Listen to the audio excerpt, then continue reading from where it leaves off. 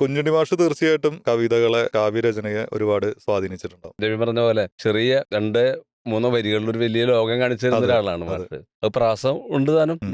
വായിച്ചെടുക്കാൻ എളുപ്പമാണ്, ഉം. മനസ്സിൽ തട്ടി നിൽക്കുകയും ചെയ്യും, മാഞ്ഞു പോകില്ല. അതെ. പിന്നെ മാഷോടുള്ള സ്നേഹത്തിന് പുറത്ത് ഉള്ള ഒരു സമയത്ത് ആ കവിത നമ്മളെ വല്ലാണ്ട് സ്വാധീനിച്ചിട്ടുണ്ട്. നമ്മൾ ഉം. എഴുതുന്നത് കുഞ്ഞിന് മാഷിന്റെ കവിത പോലെ ആയോ അതെ, അതെ, എന്നൊക്കെ തോന്നാവുന്ന രീതിയിലുള്ള അതെ. കവിതകൾ ഞാൻ ഒരുപാട് എഴുതിയിട്ടുണ്ട്. ഒരു പുതിയ കവിത എഴുതിയ ഞാൻ മാഷ്ക്ക് വായിച്ചു ഉം. കൊടുക്കും. മാഷെ കുറിച്ചൊരു കവിത എഴുതിയിട്ട് ഞാനത് മാഷ്ക്ക് ആദ്യമായിട്ട് വായിച്ചു കൊടുത്തത് മാഷ്ക്ക് തന്നെയാണ്. മാഷിന്റെ വീട്ടിൽ ചെല്ലുമ്പോൾ നമുക്ക് തരുന്നത് കൽക്കണ്ടോ ഉം. മുന്തിരിയൊക്കെ അതെ, ആയിരിക്കും. അതെ. അപ്പൊ നമ്മളിങ്ങനെ നോക്കി നിൽക്കുമ്പോൾ കാണാം അവിടെ കുപ്പിയിൽ വർണ്ണ വളപ്പൊട്ടുകളുണ്ടായിരിക്കും. ഓളപ്പൊട്ടുകള്, കുന്നിക്കുരു, മഞ്ചാടിക്കുരുക്ക്. അപ്പൊ അതിനൊക്കെ അടിസ്ഥാനപ്പെടുത്തിയിട്ട് കുന്നിക്കുരു എന്നുള്ളൊരു കവിതയാണത്.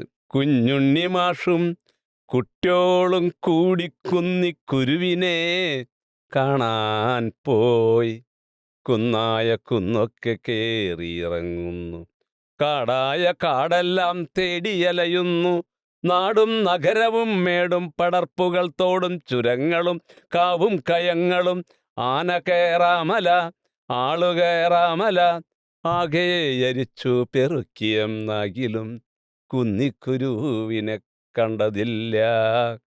കുന്നിമണി കൊണ്ട് പൊന്മാല കെട്ടിയ പൂവാലനണ്ണാനെ, കാട്ടിലെ പോത്തിന്റെ കൊമ്പിലിരിക്കുന്ന ചെമ്പോത്തിന്റെ കണ്ണിലും അംഗം കുറിച്ച് ചുവടുറപ്പിച്ച് തഞ്ചത്തിൽ നിൽക്കുന്ന കോഴിപ്പൂവന്റെ ചെങ്കനൽ കണ്ണിലും ചോരച്ച മുത്തിൻമണികളായി പൊഴിയുന്ന വീറുറ്റ ചെമ്പരത്തിക്കനൽ കണ്ണായ കുന്നിക്കുരുവിനെ കണ്ടതില്ല.